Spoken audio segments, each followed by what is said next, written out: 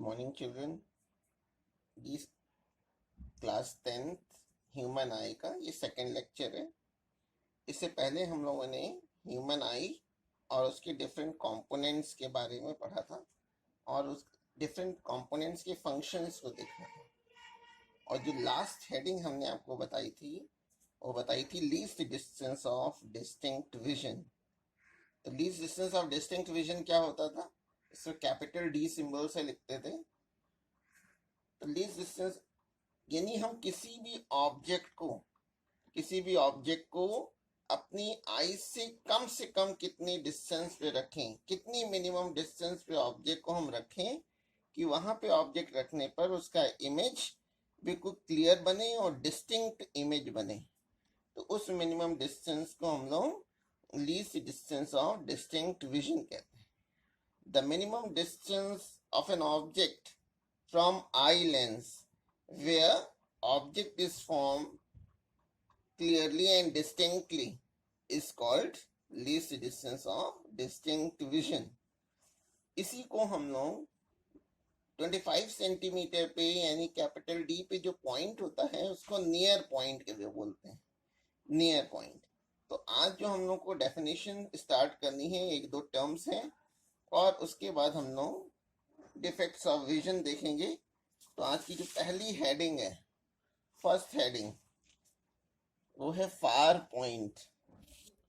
Far point यानी object को हम अधिक से अधिक कितनी डिस्टेंस पे रख दें, ज्यादा से ज्यादा कितनी डिस्टेंस पे ऑब्जेक्ट को रख दें कि उसका इमेज क्लियर बने, उस मैक्सिमम डिस्टेंस को फार पॉइंट कहते हैं। यानी तो डेफिनेशन क्या हो जाएगा, the farthest point up to which an eye can see objects clearly is called the far point of the eye।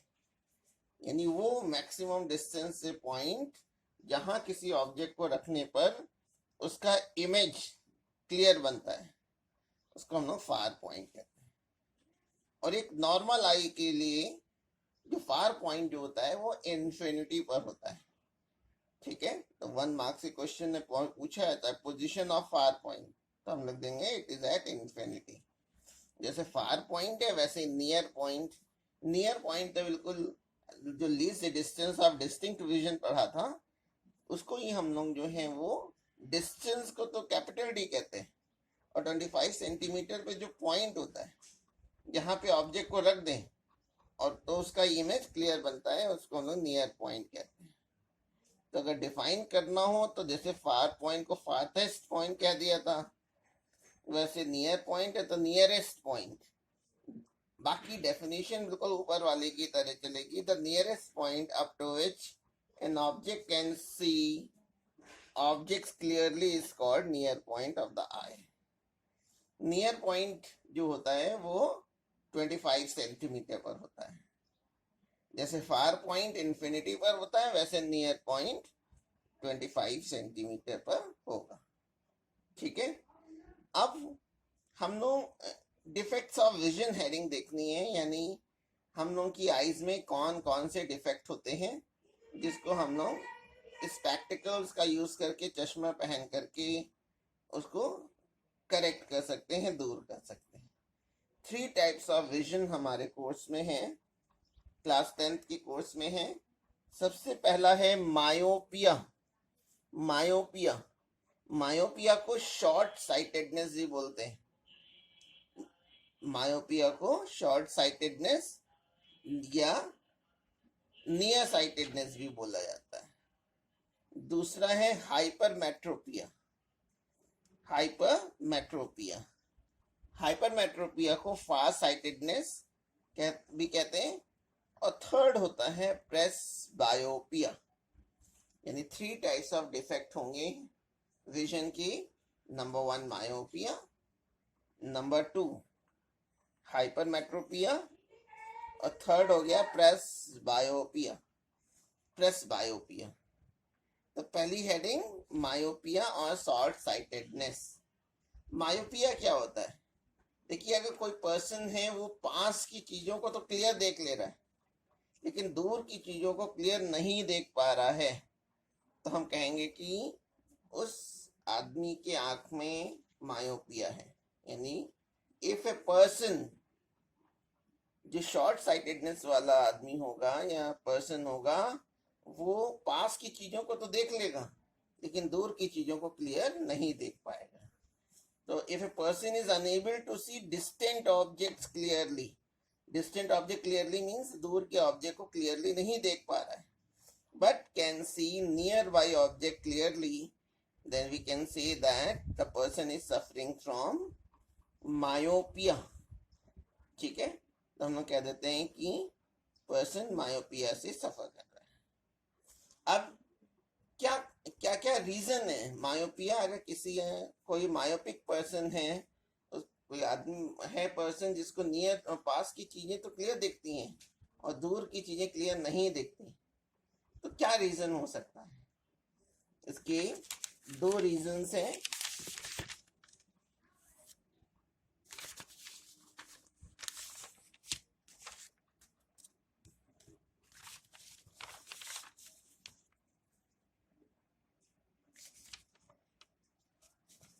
इसमें होता क्या है कि अगर ये जो आई बॉल है, आई बॉल अगर इलोंगेट हो गई है, इसका साइज अगर थोड़ा सा बढ़ गया है, elongation of the eye ball, तो फर्स्ट रीजन है कि आई बॉल का साइज बढ़ जाता है। और दूसरा जो है, ये जो आई लेंस है इसकी फोकल लेंथ डिक्रीज कर जाती है। तो दो रीजन से मायोपिया होता है, या तो elongation of the eye ball यानी आई बॉल का साइज बढ़ जाना, और दूसरा है जो आई लेंस है इसकी फोकल लेंथ कम हो जाना। ठीक है, तो टू रीजंस होते हैं। नंबर वन हो गया elongation of the eye ball और दूसरा है डिक्रीज इन फोकल लेंथ। ठीक है, लेकिन अगर कोई पर्सन मायोपिक पर्सन है तो उसको अपने डिफेक्ट को दूर करने के लिए किस तरह के स्पेक्स का यूज करना चाहिए? अगर वो कॉन्केव लेंस का यूज करता है, myopia can be corrected by the use of concave lens of suitable power. अगर सही पावर का, अगर सुटेबल एप्रोप्रिएट पावर का अगर हम कॉन्केव लेंस यूज करें अपने स्पेक्ट्स में, स्पेक्टिकल्स में, तो मायोपिक पर्सन किस नियर डिस्टेंट ऑब्जेक्ट को क्लियरली देख लेता है। ठीक है, अच्छा अब जरा देखिएगा, इसमें मैंने दिखा रखा है कि जो मायोपिक पर्सन होता है, मायोपिक पर्सन उसमें होता क्या है? मायोपिक पर्सन पास की चीजों को तो क्लियर देख लेता है और डिस्टेंट ऑब्जेक्ट को क्लियर नहीं देख पाता। तो होता क्या है कि जब डिस्टेंट ऑब्जेक्ट से रेस चलती हैं, डिस्टेंट ऑब्जेक्ट से मीन्स इन्फिनिटी से, जब भी डिस्टेंट ऑब्जेक्ट कर रहे हैं इसका मतलब रेस इन्फिनिटी पे से आ रही होंगी, और इन्फिनिटी से जब रेज आती हैं तो प्रिंसिपल एक्सिस के पैरेलल आती है। तो ये मैंने एक ऑब्जेक्ट को दिखा रखा है, ऑब्जेक्ट से रेज चल रही हैं और मायोपिक पर्सन के आई से रिफ्रैक्शन के बाद रेटिना, यहाँ रेटिना है, रेटिना से पहले ही फोकस हो जाती है, रेटिना से पहले ही फोकस हो जाती है। अगर रेटिना से पहले फोकस हो गई है इसका मतलब है इमेज क्लियर नहीं बन रहा है। ठीक है, लेकिन जब हम लोग कॉन्केव लेंस का यूज कर लेते हैं तो होता क्या है कि ये जो कॉन्केव लेंस से जब पैरेलल रेज आती हैं तो ये स्लाइटली डाइवर्ज हो जाती हैं, फैल जाती हैं। आपको फिगर में ऑलमोस्ट स्ट्रेट दिख रहा होगा, यहाँ से यहाँ तक चलेंगी, ये दोनों लाइन पैरेलल हैं, इसके बाद स्लाइटली जो है डाइवर्ज होंगी, फैलेंगी। ठीक है, और उसके बाद जो ये जा करके जहाँ रेटिना है वहीं पे फोकस हो जाती है, यानी इमेज जो बनेगी वो रेटिना पर बनेगी। अच्छा, तो इस तरह से जो होता है कि इस डिफेक्ट को हम लोग दूर कर सकते हैं। तो ये क्या क्या चीजें पता चल गई। मायोपिया होता क्या है? मायोपिया में आप पर्सन जो है पास की चीजों को तो क्लियर देख लेता है लेकिन डिस्टेंट ऑब्जेक्ट को क्लियर नहीं देख पाता है, तो हम लोग कह देते हैं कि उसकी आईज में मायोपिया है। ठीक है, और इस डिफेक्ट के दो कॉजेज होते हैं, दो रीजंस होते हैं।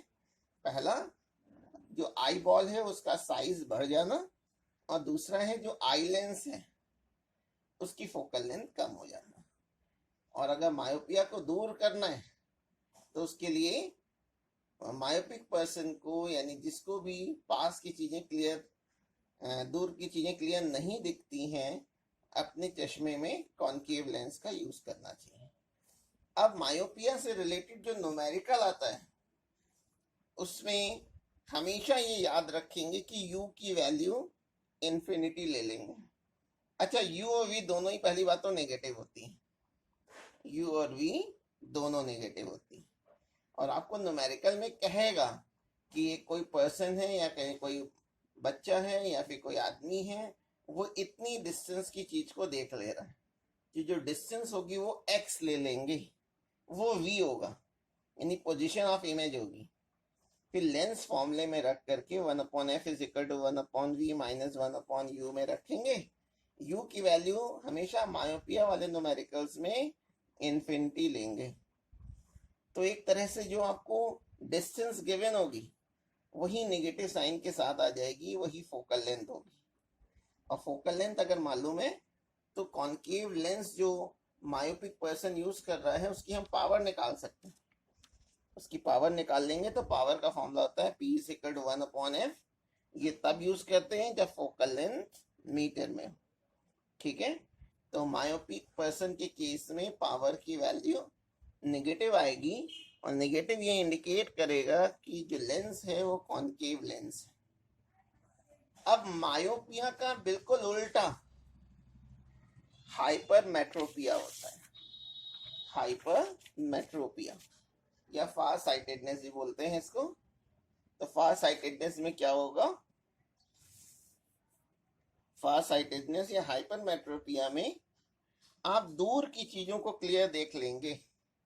अगर आप डिस्टेंट ऑब्जेक्ट को क्लियर देख ले रहे हैं, अगर कोई पर्सन है और डिस्टेंट ऑब्जेक्ट को क्लियर देख ले रहा है और पास की चीजों को क्लियर नहीं देख पा रहा है, तो हम कह देंगे कि वो पर्सन जो है वो हाइपरमेट्रोपिया से सफर कर रहा है, suffering from hypermetropia. If a person is able to see distant object clearly but is unable to see nearby object clearly, then we can say that that person is suffering from hypermetropia।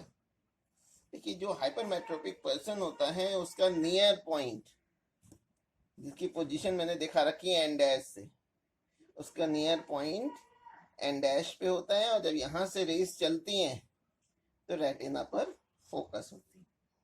जैसे हम लोग ने myopia के causes पढ़े थे, वैसे hypermetropia के causes. और हाइपरमेट्रोपिया के कॉज बिल्कुल मायोपिया के उल्टे होंगे। मायोपिया में क्या होता था? आई बॉल का साइज बढ़ जाता था, elongation of the eye ball. तो इलोंगेशन का अपोजिट शॉर्टनिंग। तो इसमें क्या होगा? आई बॉल का साइज कम हो जाएगा, यानी आई बॉल थोड़ा कॉन्ट्रैक्ट कर जाएगी, ठीक है। और सेकेंड रीजन था डिक्रीज इन फोकल लेंथ, इसमें फोकल लेंथ इंक्रीज कर जाती है। तो दो रीजन है हाइपरमेट्रोपिया की, एक तो आई बॉल का साइज कम हो जाना, और दूसरा है फोकल लेंथ आई लेंस की बढ़ जाना। और जब फोकल लेंथ बढ़ जाएगी इसका मतलब है कि रेज जो है ज्यादा डिस्टेंस पे जाकर के मीट करेंगे आफ्टर रिफ्रैक्शन। तो यहाँ मैंने दिखाया है कि नियर पॉइंट से जो रेज चल रही हैं, जो हाइपरमेट्रोपिक पर्सन होता है उसके केस में होता क्या है? आई बॉल का जो साइज है यहाँ मैंने बड़ा दिखाया है, उससे थोड़ा छोटा यहाँ दिखा रखा है। इससे होगा क्या कि जब नियर पॉइंट से रेज चलेंगी तो लेंस से रिफ्रैक्शन के बाद रेटिना पे फोकस ना होकर के आईज के पीछे किसी पॉइंट आई डैश पे फोकस होती है।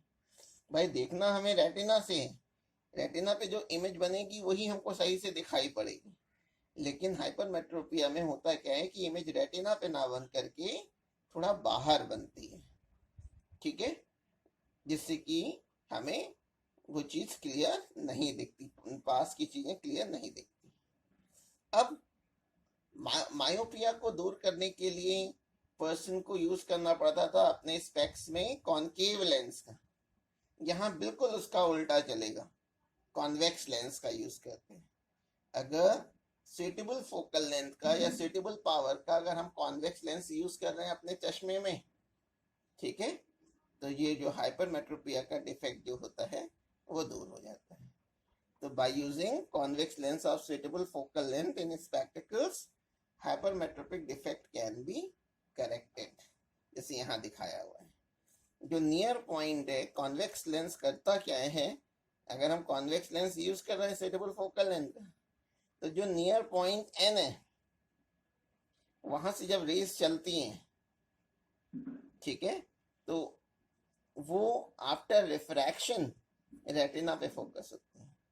रेज चल तो रही होंगी एन से, लेकिन हमें लगेगा कि जैसे एन डैश से चल रही हैं, एन डैश से चल रही हैं। जहां पे नियर पॉइंट होगा हाइपरमेट्रोपिक पर्सन से, वहां से चलती हुई अपीयर होंगी। तो ये मैंने एन के पीछे डॉटेड लाइन से एन डैश दिखा रखा है, जो कि फर्स्ट फिगर में है। एन डैश ही हमने जो फर्स्ट फिगर में दिखाया है उसी को थर्ड फिगर में भी दिखाया है। फिगर जरूर आना चाहिए, क्योंकि कई बार डायग्राम केवल पूछ लेते हैं, तो डायग्राम आपको मालूम होना चाहिए। अच्छा, अगर मान लीजिए कि मेट्रोपिया पे बेस्ड न्यूमेरिकल आया है, तो आप इस न्यूमेरिकल को कैसे करेंगे? देखिए, जब हाइपरमेट्रोपिया पे न्यूमेरिकल आएगा तो आपसे क्लियरली कहेगा कि एक हाइपरमेट्रोपिक पर्सन है और वो इतने डिस्टेंस पे रखी हुई चीजों को देख पा रहा है, कुछ वैल्यू दिया रहेगा। तो जितनी डिस्टेंस पे वो ऑब्जेक्ट को देख पा रहा है, देख रहे हैं, इसका मतलब वो इमेज है, ठीक है ना। तो v की वैल्यू उतनी जो डिस्टेंस दी होगी नेगेटिव साइन के साथ ले लेंगे। जो डिस्टेंस गिवन होगा वो x होगा, और मायोपिया हो या हाइपरमेट्रोपिया, u और v दोनों ही नेगेटिव लेते हैं। हाइपरमेट्रोपिया के केस में u की वैल्यू गिवन नहीं होगी, वो हम लोग अपनी तरफ से -25 सेंटीमीटर ले लेंगे। Capital D means least distance of distinct vision ले लिया जाएगा, ठीक है। अच्छा, और फिर लेंस फॉर्मूले में रख देंगे 1/f is equal to 1/v minus 1/u, और उससे हम लोग कैलकुलेट कर लेंगे, और उससे जो वैल्यू आएगी वही हमारी जो है फोकल लेंथ आ जाएगी। और जब फोकल लेंथ आ जाएगा तो p is equal to 1/f का यूज करके हम लोग पावर निकाल लेंगे।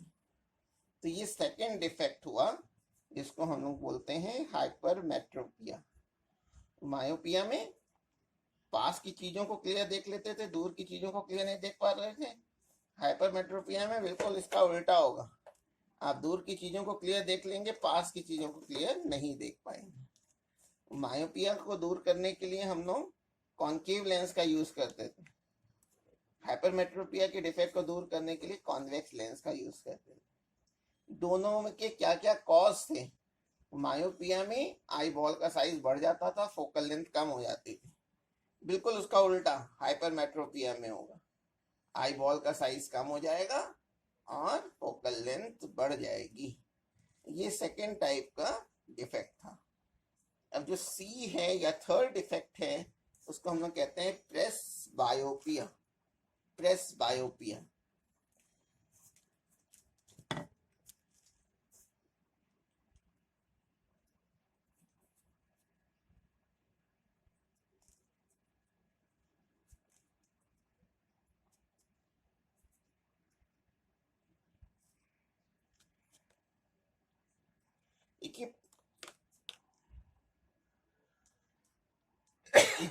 अच्छा, प्रेसबायोपिया में क्या होता है?